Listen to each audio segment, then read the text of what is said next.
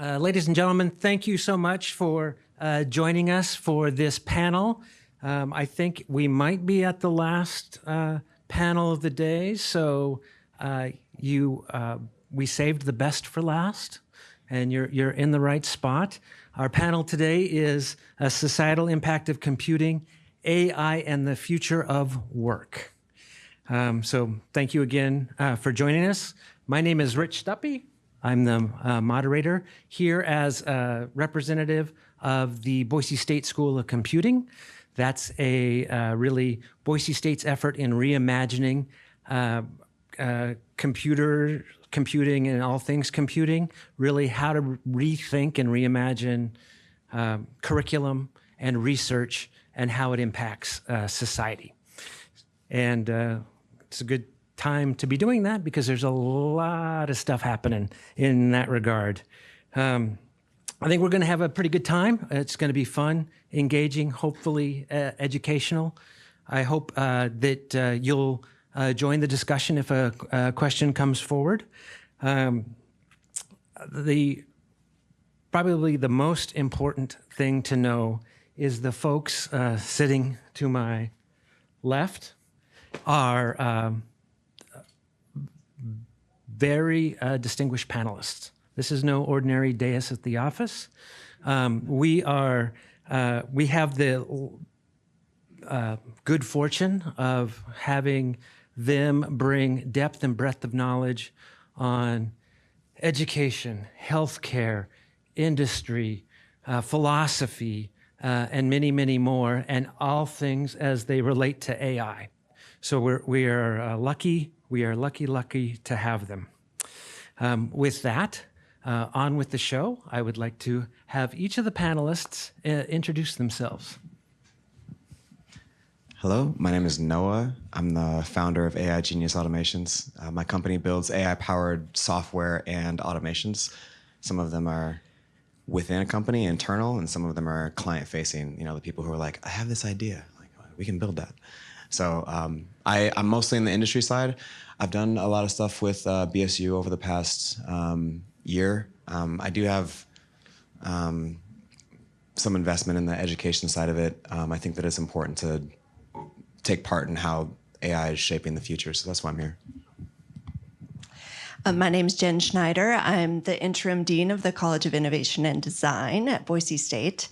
And I also manage the university's AI initiative. So that's across all divisions, not just sort of in classes and curriculum, but also for our staff, student affairs, and operations. And then I help stand up an AI for All certificate at the university as well. And I get to collaborate with these fine folks on a lot of efforts. So it's great to be here. Oh, I'm also the only body in between all of you and a manel. You're welcome. Well put. Thank you, Jen. That's right. My name is Jason Blomquist. I am an assistant professor in the School of Nursing at Boise State. I also still practice as a nurse on one of our local cardiac telemetry floors, and I've had the good fortune to serve as an AI fellow for the State Board of Education, and it's really excellent that our State Board of Education, I think, is starting to look at what this technology and what this looks like for us moving forward. So, hello, I'm Ed Ferrier, philosophy. I do philosophy of technology, societal impacts, ethical impacts of AI and emerging technologies, big data. And I also teach on the nature of intelligence. What is intelligence? What is human intelligence?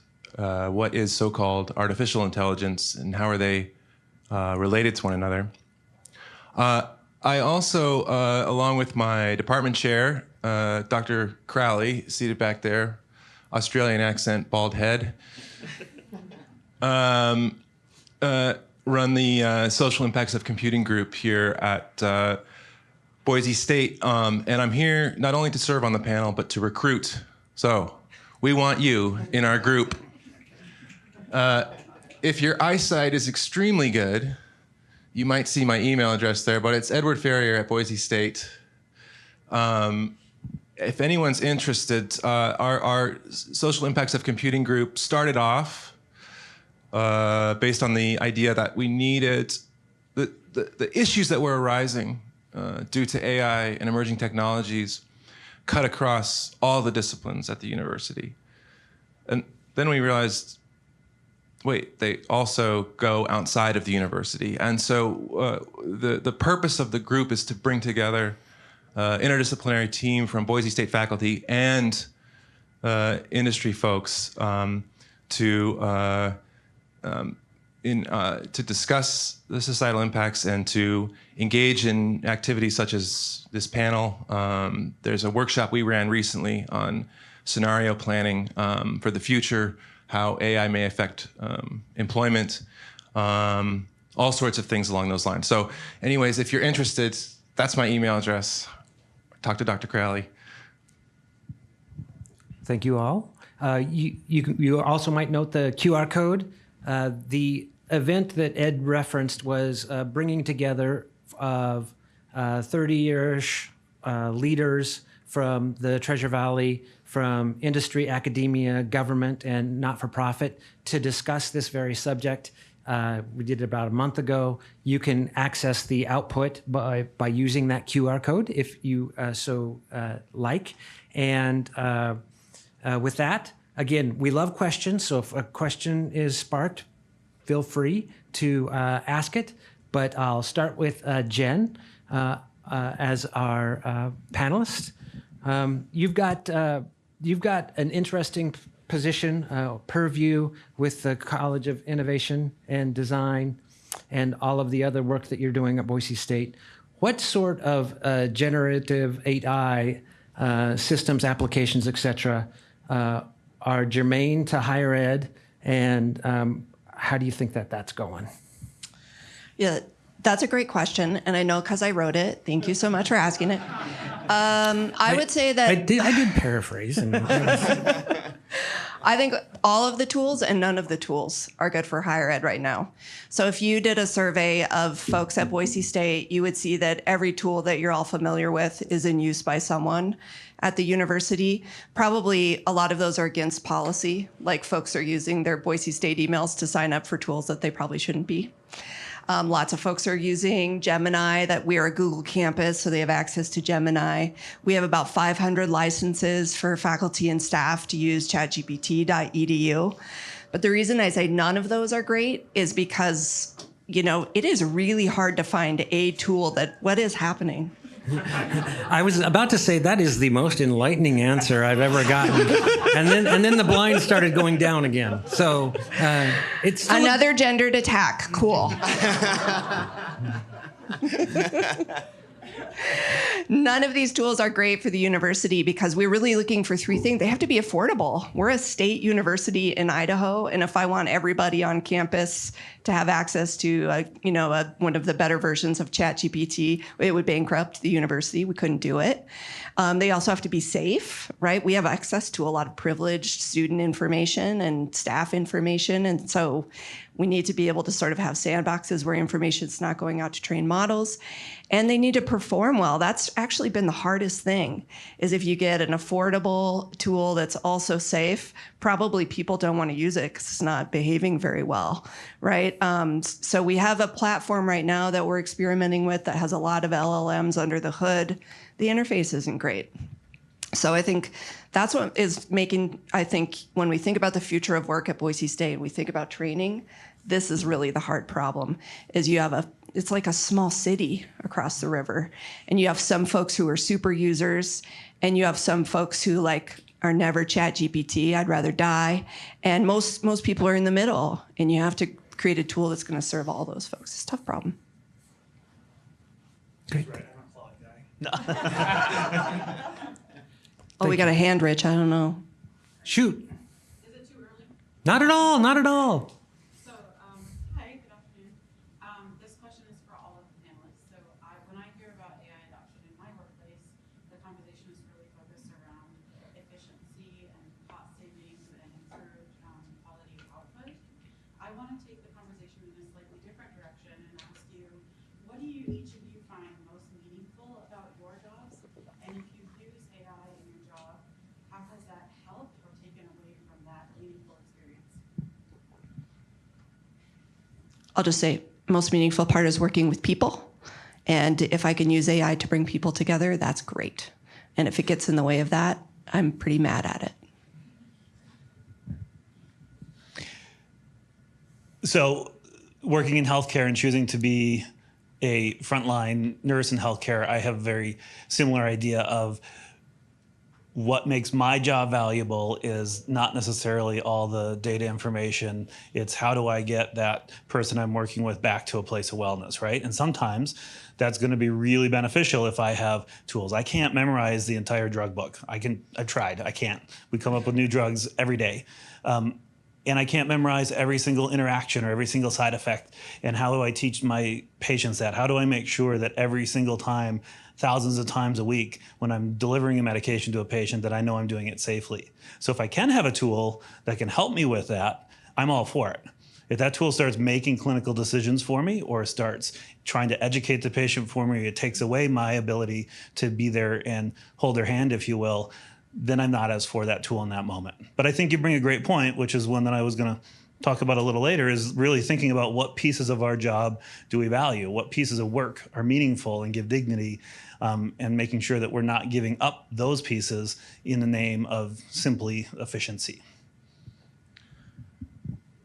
The more you give the impression to the students that they have there's a vast assortment of tools, the more they tend to have the attitude that what they're doing is just a vast assortment of little tasks, boxes to check. And that, I think, can be very bad for what we're trying to do in education, because of course we have boxes to check. We've always had exams, we've always had quizzes, but the education doesn't happen there.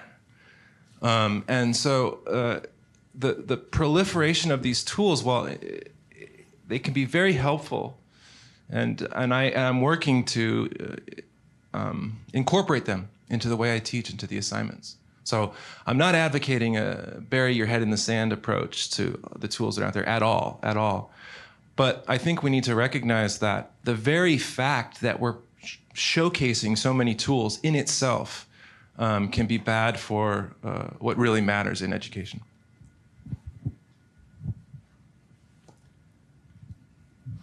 I would say that in general, a lot of times the efficiency brings about more opportunities to step into those human positions, because a lot of the tasks that we're trying to automate are really tedious, meticulous, non-human-like tasks, like scrolling through information and doing research and things like that kind of take you away from the thing that is connecting,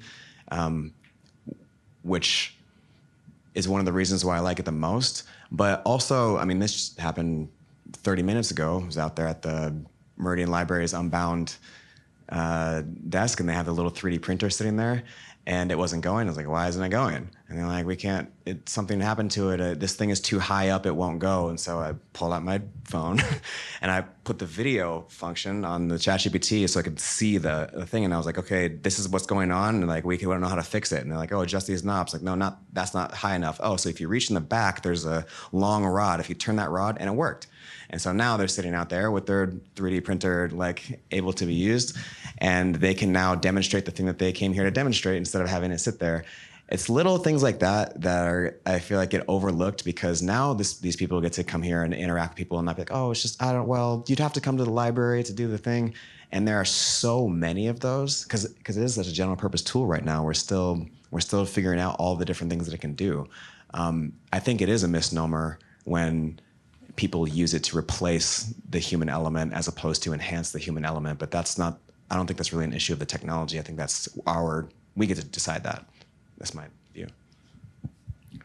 And as the humble moderator, I really like helping people.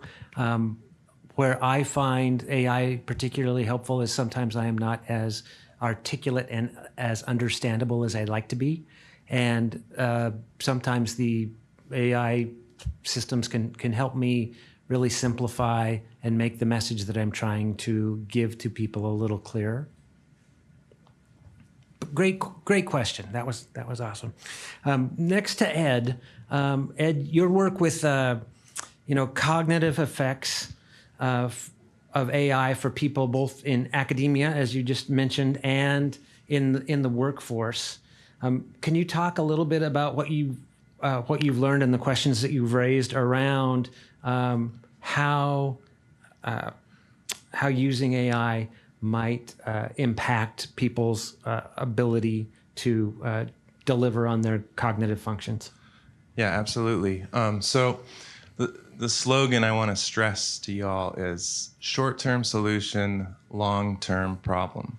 So, and this is with the way it's affecting us cognitively. Short-term solution, long-term problem. So two areas in which, both in education and in work, I think this can be illustrated. So the first problem is one that I like to call the moon mode problem. So there was I think it was the Chinese phone company, Huawei, had a smartphone that had a moon mode option. So if you want to take a picture of the moon, you put it into moon mode.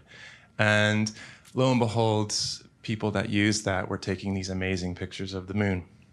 So things got better. The photos were better.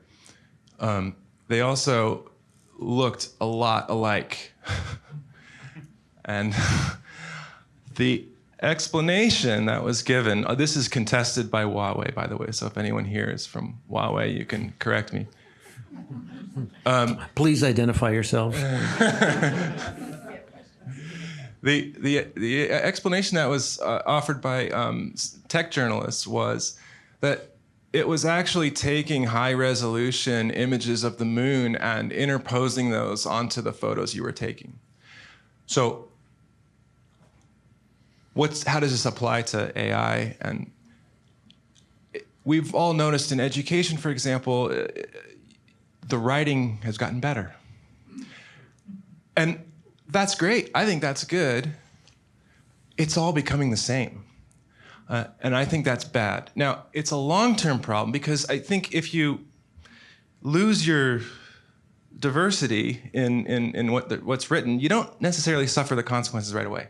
You just feel everything's written more clearly, and that's great. It's 5, 10, 15 years down the road where you start to suffer the effects of the fact that not just all the student papers are the same, but imagine you have 10 companies and they're all facing the same problem. And you get 10 teams, one from each company, and they use Gen AI to assist in coming up with strategic solutions. And they come up with the exact same strategic solution or just variations on the same. That might not be so good. So that's one thing I worry about. The other one, and a version of it came up in the panel that I was just at. I forget what the panel was titled, but some of you were here from that one. I see some familiar faces. Is the atrophy problem. So what's the atrophy problem?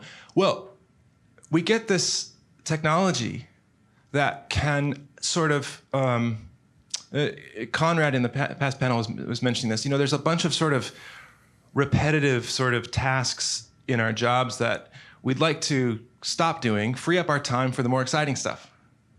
You get a tool that can do it, that's great, frees you up. All the people can now, let's assume no one loses their jobs, a big assumption, but let's assume that we don't lose our jobs, we're freed up, we do this more exciting work. But the more exciting work is work that requires higher level critical thinking.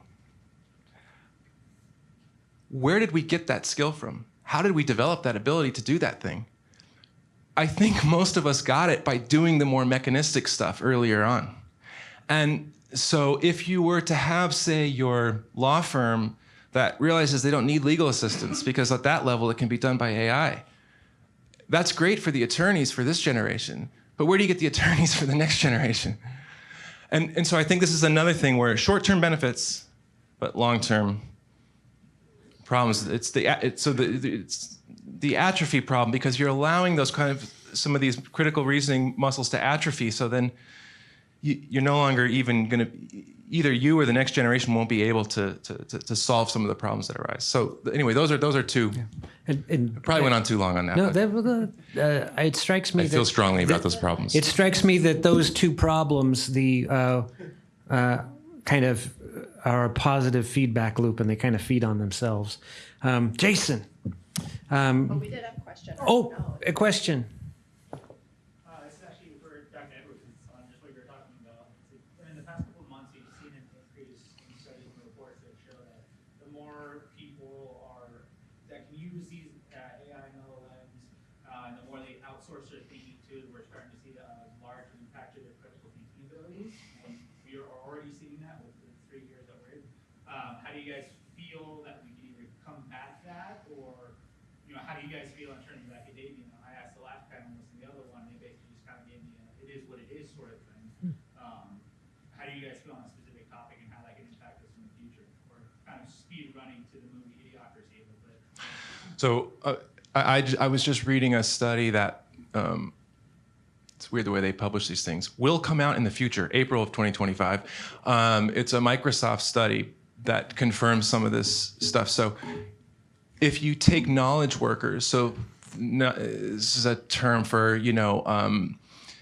you're a white collar worker and your work involves thinking, higher level critical thinking skills. And you look at the subset of, you look at knowledge workers that are using AI, Gen AI to assist them on tasks. Those who have more confidence in their ability to do the task are reporting using more critical thinking, even when they're using Gen AI. That's not bad. Those who are saying they have very little self-confidence in the ability to do the task. So these are the people that need to build those muscles. They're using less critical thinking. So the very people that need to develop the critical thinking because they feel not fully competent to handle the tasks that they're needing to handle are doing it less. So just to reinforce that's in education, it's a big problem. I mean, and here's one way of looking at why I think it's a big problem. We need to come up with ways of, I think we basically need to reimagine the whole way we do assignments. And so we need to, my proposal is we pause higher education for 5 years, close all the schools and colleges, and then we can get this all, we'll have a bunch of seminars and we'll work together, we'll have a bunch of great assignments, and then we'll open the doors and it'll be great. And thank you. Okay. All right. Okay. Thank you, Ed. May I add one more observation? Please to that? do. So I'd just like to make the observation with a lot of the students that I work with right now. Now, maybe it's a subpopulation because in order for me to see them in the nursing program, they've had to compete and get into a very highly competitive program already. One of the classes I teach is our healthcare informatics and technology course.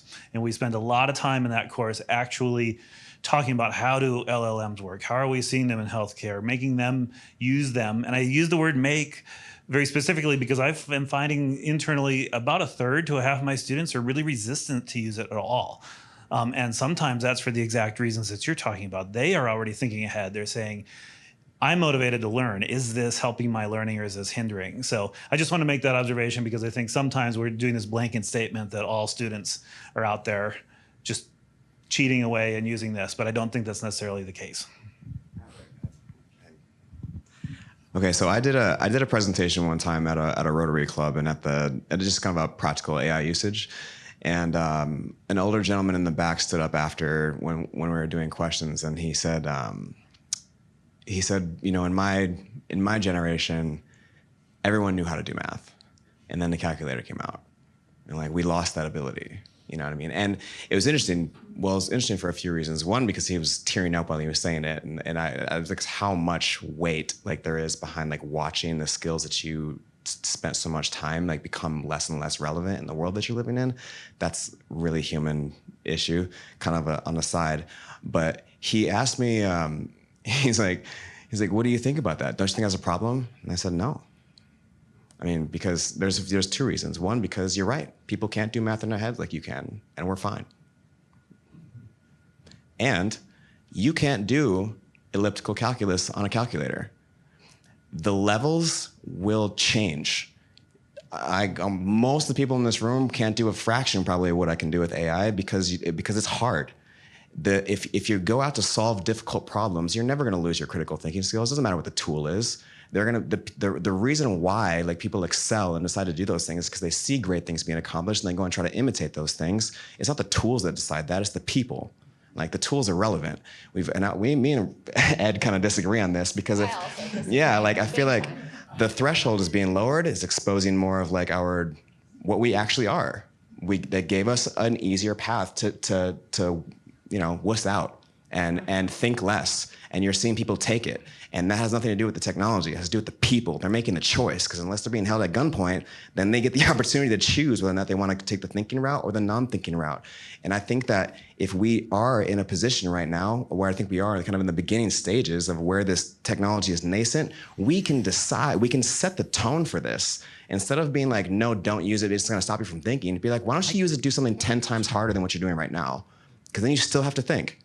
Like, the technology is not going away, so I don't think resistance is a good strategy, because it'll just run over everybody who resists. And I'm not saying this is not my principle, this is what's practical. Like, it's not going back in the bag. So I think that curiosity beats resistance, and I think we should be looking at what's the highest good that we can accomplish with it, while acknowledging like what bad things can be done. That's my opinion that Jen is going to say something about. I mean, my disciplinary training is in a field called science technology studies. And one of the maxims of that field is that we live in socio-technical systems.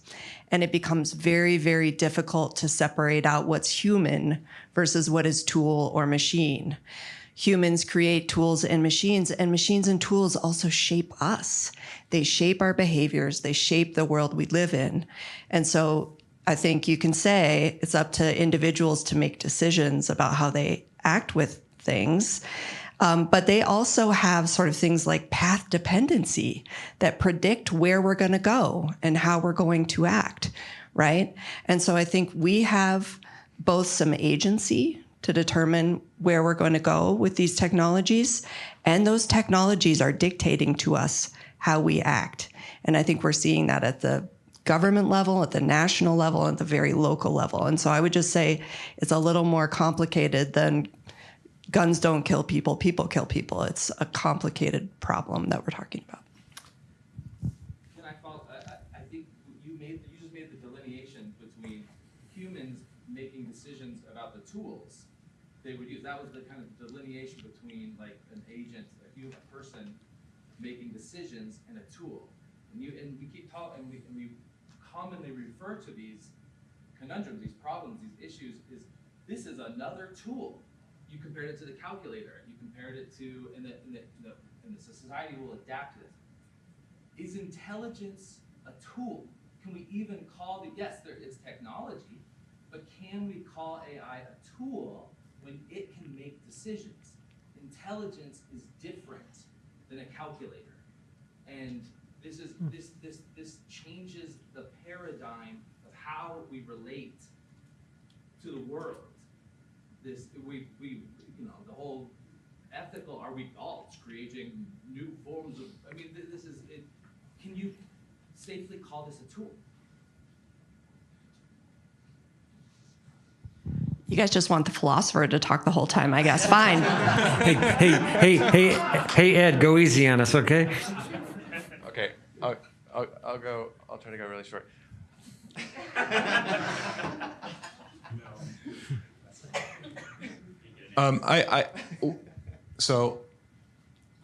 I think I love the question.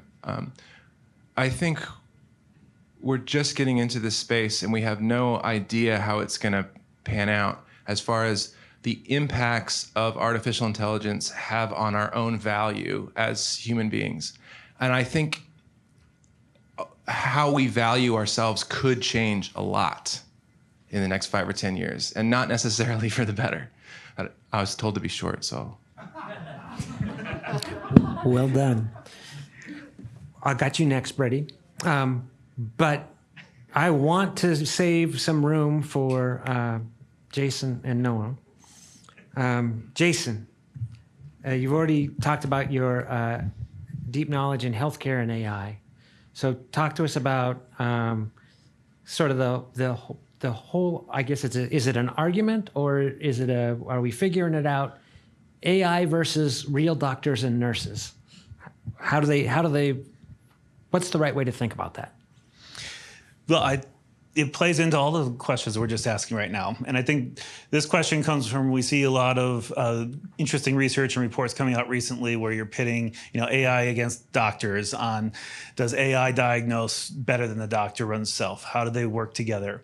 There's a company called Hippocratic AI that about a year ago came out with AI that could outperform nurses in certain tasks like drug identification and side effects. And they immediately took it to the step of, now you don't need your nurses anymore because you can hire us for $9 an hour instead of paying your nurses $45 an hour. But the problem there, stemming to some of this, is those are looking at very specific pieces of that job, right? They're probably right. That AI is probably going to be better than me 9 times out of 10, remembering every side effect of that drug. But what is the other piece of my job as a nurse, right? And that's to say maybe we do have a lot of place to put things like that AI that does a better job at that for me. But I think instead of this wholesale argument of we're going to lose a whole lot of jobs or we're going to build a whole lot of jobs, we really need to take the time to stop and look at what pieces of those individual jobs are okay to hand off versus which are the ones that we want to hang on to. And I'm going to sound like a labor rabble-rouser here for a moment. But I think we'll hit a point where that determination needs to be, is that the health system saying, we're doing this, nurse, figure it out? Or is that from the nurses saying, here's something that we would like because we still really want to hold on to this piece? I think those are some of the questions when we really talk about the future of work that we're going to see. Brady. AI, clearly a massive force of creative destruction. Will a rural state like Idaho, small population, disproportionately benefit or lose from this kind of paradigm shift around work? So I think you're asking like a technology question, and I actually think it needs to be a politics and policy question, which is that a lot depends on the decisions we make.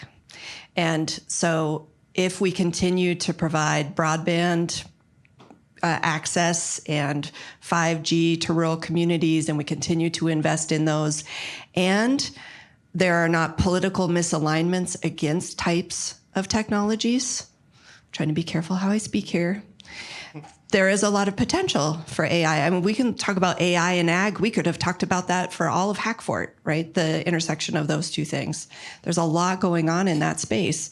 We can talk a lot about the ways in which AI might revitalize some economies that have been hit hard by other economic developments. But I mean, we've been talking about it, is AI like the calculator? The president of my university says AI is like the discovery of fire. I actually think the best analogy is nuclear power, right? Nuclear power was sort of at one time ubiquitous, very popular. Arguments were made that it was going to improve everything. And then there were some really significant shifts in public opinion and in economic realities that made it so that industry couldn't keep going. And the same thing could happen to AI. So we can't just ask the technical questions. It's a great question. Thanks.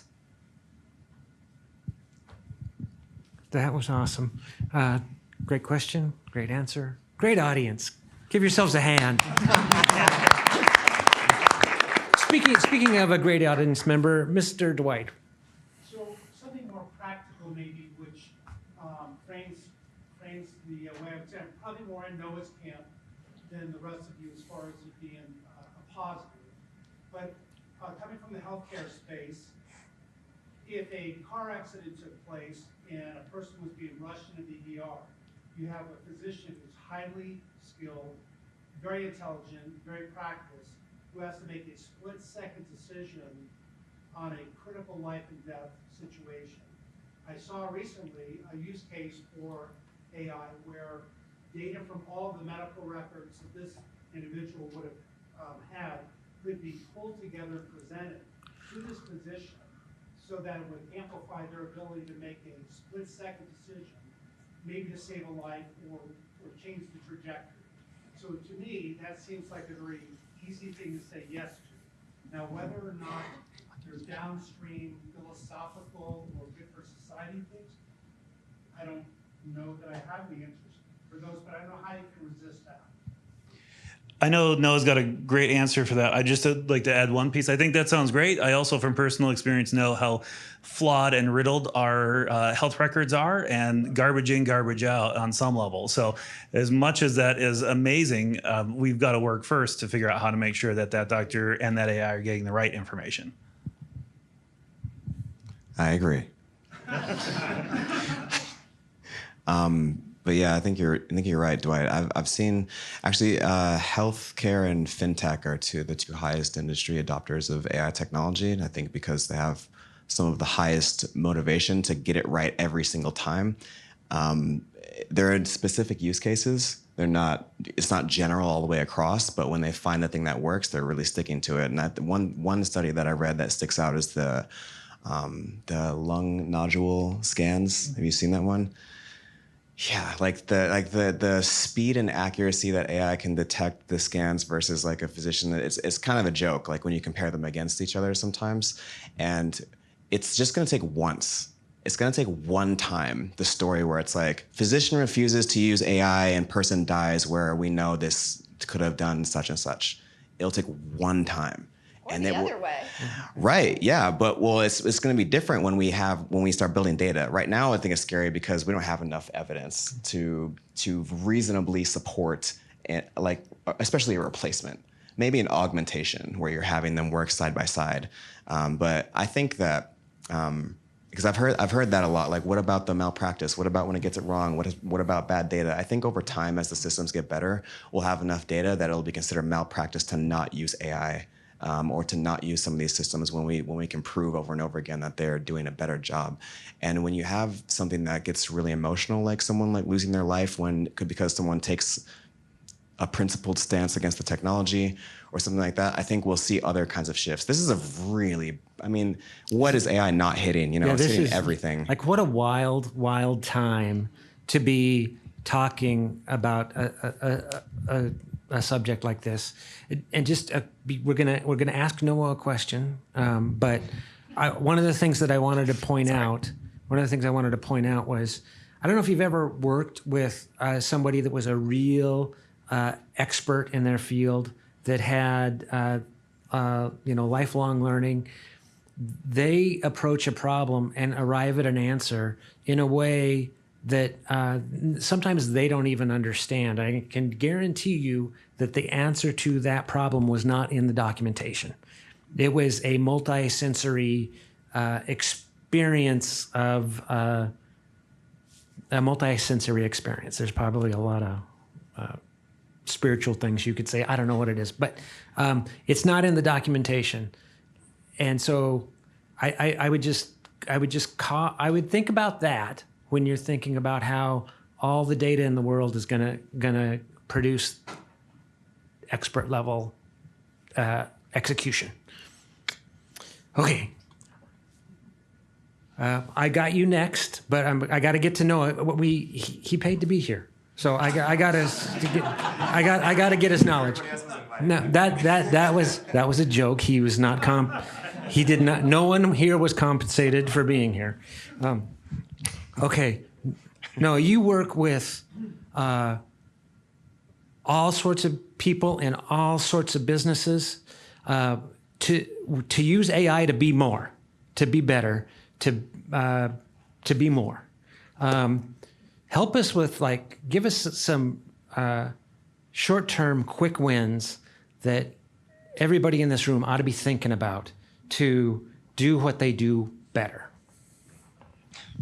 For all disciplines and all businesses. Well, it's a very open question, and you can take it wherever you want to take it. No, I do. I think one of the things I say all the time is just put your hands on it. Don't stand at a distance and think about it and talk about it and think about it and talk about it. Use it. you'll get so much more from using it than you will from thinking about it and discussing it. You'll understand it better. You'll know why you like it or don't like it. It'll be more attached to your experience, the problem that you're trying to solve.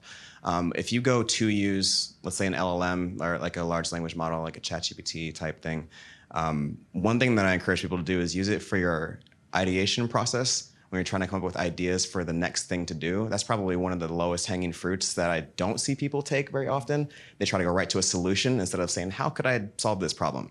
And it'll spit out 15 answers, 13 of them will be garbage, and 2 of them will be you never thought of before. And you're like, oh, that's a really interesting idea. I think it's really cool, a way to keep your mind in motion. Long term, there's no value to me in anything in industry, a tool, whatever. If you're not solving a difficult problem, then what are you doing? Like, what's the point? If it's easy and is so low hanging fruit that it takes everyone 2 seconds, then the value is very limited. But I think some of the most significant problems that we have are not necessarily just specific to solving these, like, one business problem after another. It's the question that you asked. It's like the human element, right? How can you use AI to enhance, like, the human experience that you're having? I wish that was more of a focus in industry. As a person who's building the technology, when people are only thinking about the money, or when they build something and then they fire a bunch of people, I'm like, why don't you reroute that energy towards having a better client experience or treating your employees better? You didn't lose anything now that you have this automation. Why are you firing people? I think it's very short-sighted. I think it's a very, very short-sighted way because we're here, we're still all here, you know, whether the technology rises or falls, like, we're all humans still here on Earth. I think that if we don't, like, think about how we're going to take care of each other with this, as this technology continues to grow, and, like, keeping, like, you know, the human experience at the center of it, I think that to me is one of the scariest futures, where the human gets pushed away from the technology. That's to your point. The gentleman in the back row. Are you going to ask your Mark Andreessen question again? Because I'm waiting. It's tangentially related, though. I keep seeing this technology being sold not as a way to enhance the human experience, but as a way to replace it. The people who are throwing money, who are throwing billions of dollars at this, who just have entire countries' GDPs worth of money to burn, aren't trying to build machines to enhance the human experience. They're building machines to replace it. I mean, every time I see ads online that are paid for by the billionaires who own this technology, I'm not being sold something like, here's something that can help make you a better person. It's like, here's something that can just make your pain go away. Here's something that can just make your frustrations disappear. And it's like, well, what if I want some of those frustrations? That's part of the human experience. I mean, I want some gone, but I want to keep others. I don't want to just be dragged along through my life by these machines. So how do we build society in a way where these people have to actually consider the human experience and the human cost of selling the machines for replacing that human experience? Build frustration GPT. Make it the worst thing. I have just a quick comment on that, and it is in the last word of the title of this event, and it is work.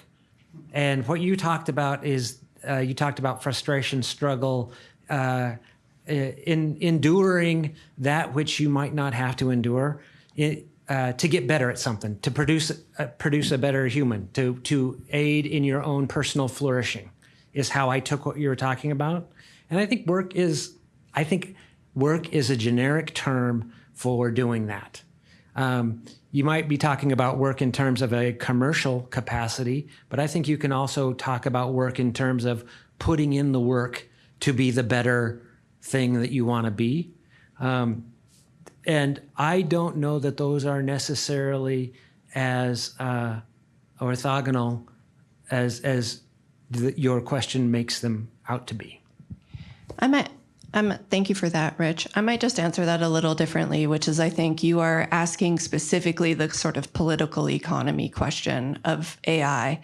And when I made the parallel to nuclear power earlier, this is what I'm getting at, which is I think there are a lot of people like you and a lot of people who are very frustrated with folks who have a lot of money and who are setting the terms for how the technology is being developed and deployed. And whether or not that comes to some sort of head and there's a conflict over what kinds of machines we will allow and what we won't, I think is the question of our moment. And so I don't want to dismiss what you're asking. I think it's central, but it's a fundamentally sort of ideological question. It's a complicated one. And no, but this is, so it's on two tracks, right? This is principle and practical. Now that the tools are there, you know how hard it is to like get a message out? Do you have a website? Can you build a website? Can you market yourself? Can you build the content? You can with AI, and you can market that message. Like much, much faster with much more efficacy than you could otherwise. And like, that's kind of like a weird, it's like two sides to the coin, right? No, you can use the tools to dismantle a system you don't agree with. Cool, right? Without agreeing that the tools should exist, right? So I know I have to drive a car sometimes. I still think climate change is a real big problem. Just because I drive a car doesn't mean I can't argue for climate policy, right? So I just want to be really careful about sort of hypocrite's trap here. Sometimes the tools can be useful and we can still fight against them. I probably just lost my job saying all that. Is there a reporter in the room? I think it. I actually kind of want to make a statement and then just get your guys' opinion on it. So in this panel, the task, one example that was brought up was the calculator. Like, the calculator is there to essentially automate basic mathematics. In the previous panel, it was the drill. To me, it seems like AI's goal is really specific, though. It's not to automate a task, it's to automate intelligence. It's like, what room for human experience do you see in that? And just also applying it to the example, you said earlier that like the calculator can't do elliptic curves. But when it comes to AI, the immediate next question with AI is, well, why can't AI not be applied to that model?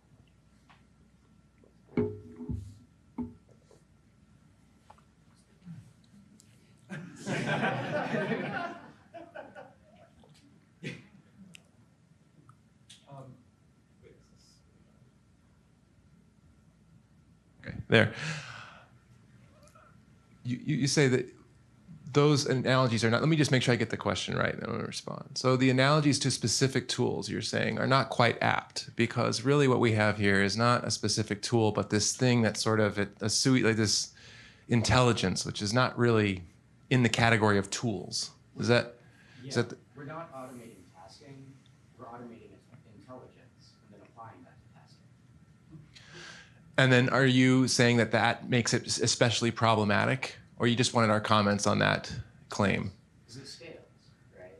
You're not automating the task, you're automating the underlying reasoning behind the task. So I'll say I'm going to try to be short again. I'll say two quick things. So, I mean, the first is something I alluded to earlier. I mean, I think there is a huge difference there, and I think that's exactly why there's a real... What makes us valuable in our own eyes to a large extent is our intelligence and all that comes along with that. We understand things. We plan for things. We expect things. We're surprised at things. And if you kind of get all those capacities into something else that's not us, that's automated, that can then start doing those things as well or better than us, I think this is scary new territory. I don't know what happens there, but I think that raises the problem of the value of humans in a way that I'm a bit uncomfortable with. When you talk about, there's intelligence and then there's intelligence. So here's something that's maybe a little less scary idea. Oh, there's kind of a lower level sort of intelligence, and at least now that's the best that we have. And things could be great if we could sort of pawn that off on a kind of super tool, and we could still sort of do this other stuff up here, which is higher intelligence. And so maybe we still have kind of a tool sense of intelligence as long as it's kind of lower level intelligence. Other comments from the panel? We are technically at time, but I will say the guests make the party, and the party doesn't end till the guests leave. So, although I do have to meet my wife at 6 p.m., so we gotta be like a little careful about this.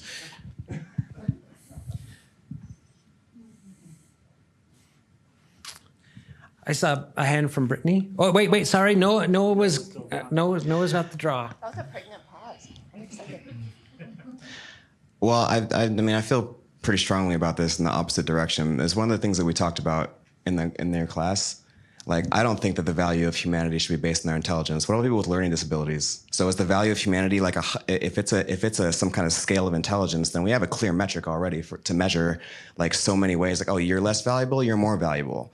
And I don't say that as like I don't think that's a good way to do it. I like pressing on that. Because I think the value of being human is our connection to each other, not our intelligence. And it shouldn't be about our talents or abilities, because some people grow up in communities where you don't have an opportunity to even educate yourself. And you'll be looked down on your whole life for that because of the way you talk. You don't have good grammar. You don't walk right. And like if we're using that as our metric for value, like, isn't that the same problem that we're talking about with AI in the first place? Is that we're so worried about what it's going to do to our human experience? If we're saying like, oh well, now we feel less intelligent when AI comes, like, good. Like, I don't think that has anything to do with what makes us human. I would love for that dynamic to be crushed, and because I think that there are so many people who don't experience those benefits. We're here, we get to experience it because we have access to so much stuff that is not normal in the rest of the world. There are people who never get those opportunities. There are people who grow up and because of their physical brains, will never achieve a certain amount of intelligence. Why do they have to be less valuable? I would love for AI to crush that. My thoughts.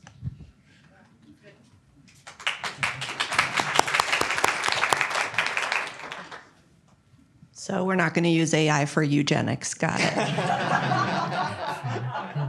I'll drink to that. Eugenics after we work out what we care about. Yeah. Which is the normal order of things, I believe. That was a joke. I see a hand in the back. I have a question. I've spent 2 days listening to panels and different discussions, but no one's addressing the fact that just in the U.S. we have a 70% workforce shortage. We're talking about people losing our jobs instead of how can we retool so those jobs that are already short can be filled. China, instead of having a one-child policy, is now giving incentives to have children because they have such a shortage of people now because the boomers are retiring. There is this huge shortage. Could we maybe curve the conversation to how we can meet some of that and help people retool to be able to, so they're not losing their jobs, so they can effectively have more availability to things that can make them better in the workforce or better in society. I don't know. Are there positive ways that we can steer this instead of, well, it's either all AI or everyone's going to lose their jobs or I don't know. No, that's a good question, and I would just say we talk about that all the time at the university. We're fundamentally about, how do we skill folks up and reskill folks and all of that. I think it's essential. I think the problem is hard because, you've probably heard that we have enough food to feed the world. The problem is it's getting food to the right places. And I think the same thing is true with AI and the labor market. Right now, we can't use Gen AI to deliver food to your table at a restaurant. Maybe it could make it more efficient, Noah will tell you. But I think where the jobs are and what those jobs are matter. And so the application of Gen AI to those labor shortages in particular areas, that's not an easy problem to crack, but it's one that a lot of smart people are thinking about and talking about for sure. Thank you all. I think I'm going to pull the moderator lever and end this panel. But before we go, how about a big round of applause for the panelists?